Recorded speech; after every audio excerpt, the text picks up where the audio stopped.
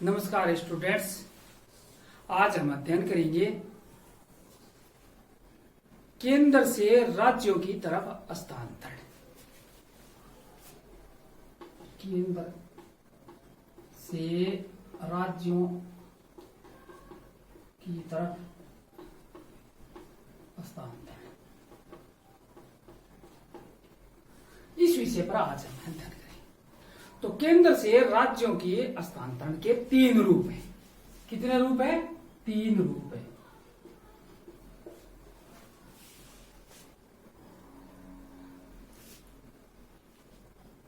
भारत में संघीय वित्त व्यवस्था पाई जाती है। संविधान की विभिन्न धाराओं के अनुसार केंद्र व राज्यों के वित्तीय संबंध परिभाषित किए गए हैं और देखा गया है कि राज्यों के वित्तीय साधन उनकी आवश्यकताओं के अनुरूप नहीं होते।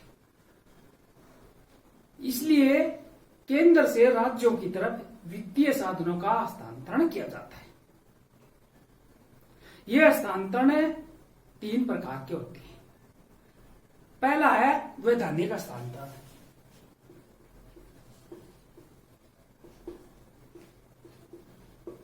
वैधानिक हस्तांतरण, इसके अंतर्गत क्या होता है?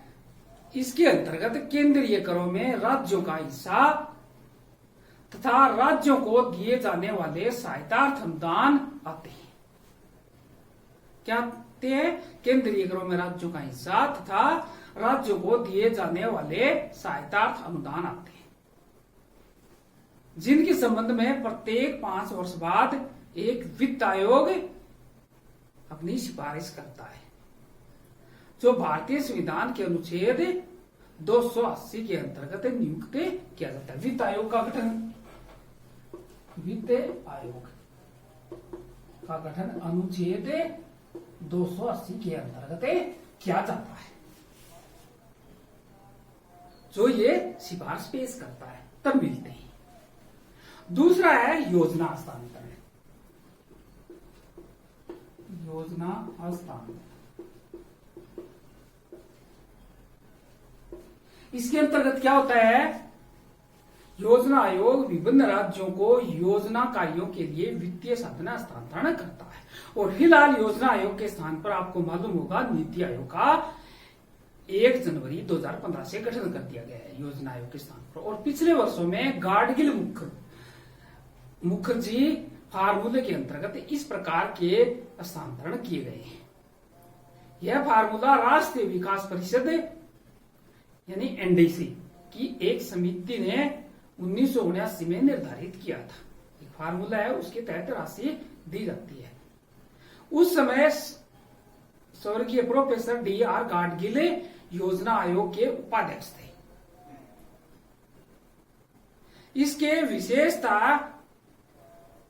1980 व दिसंबर 1991 में महत्वपूर्ण संशोधन किए गए थे, जो ये फार्मूला दिया गया था उसमें। इसमें क्या किया गया था? बाद में इसमें प्रति व्यक्ति आय को 25%, TCI पर कैपिटा इनकम को 25% और फार्मूला जनसंख्या का भार, पॉपुलेशन का कितना प्रतिशत रखा गया था? 60%। 1971 की जनगणना। विभिन्न राज्यों में कर प्रयास, राजकोषीय प्रबंधन, जनसंख्या नियंत्रण है। यानी कर प्रयास, राजकोषीय प्रबंधन कैसा है, जनसंख्या नियंत्रण कैसी है, साक्षरता यानी लिटरेसी रेट क्या है, महिला कल्याण कार्यक्रम है, भूमि सुधार, विदेशी सहायता प्राप्त परियोजना की समय पर पूर्ति वगैरह की प्रगति देखी जाती है। ये देखा जाता है इसमें। तथा राज्यों की विशिष्ट समस्याओं को 75% भार दिया। राज्य की जो विशिष्ट समस्या है उसको कितना प्रतिशत भार दिया गया? 75% भार दिया गया। किसमें? योजना हस्तांतरण में। इस फार्मूले के अनुसार केंद्र के द्वारा नॉर्मल योजना साधनों का राज्य में आवंटन निर्धारित किया गया। ये था क्या, योजना हस्तांतरण। और तीसरा महत्वपूर्ण कौन सा है, अन्य प्रकार के ऐच्छिक हस्तांतरण होते हैं। अन्य प्रकार के ऐच्छिक हस्तांतरण, ये इसके अंतर्गत क्या है, वैधानिक व योजना हस्तांतरणों के अलावा, यानी ये दोनों जो हस्तांतरण है इनके अलावा केंद्र से राज्यों की तरफ ऐच्छिक हस्तांतरण भी किए जाते हैं, जिसके अंतर्गत क्या होता है, संविधान के अनुच्छेद 282